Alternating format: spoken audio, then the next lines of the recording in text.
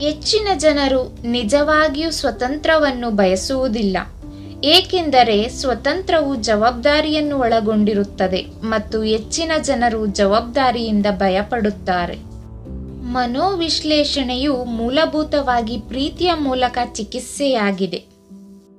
ಕನಸುಗಳು ಸುಪ್ತಾವಸ್ಥೆಗೆ ರಾಜಮಾರ್ಗವಾಗಿದೆ.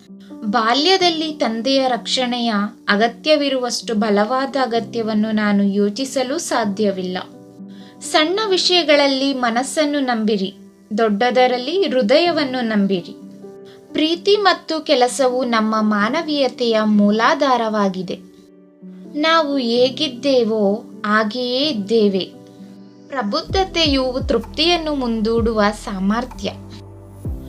ಮಂಚಗಳ ಮೇಲೆ ಹೊರಗಿರುವಾಗ ಜನರು ತಮ್ಮ ಸ್ವಂತ ಕಾಲಿನ ಮೇಲೆ ಹೇಗೆ ನಿಲ್ಲಬೇಕು ಎಂಬುದನ್ನು ಕಲಿಸುವ ಕಲೆ ಮನೋವೈದ್ಯಶಾಸ್ತ್ರವಾಗಿದೆ.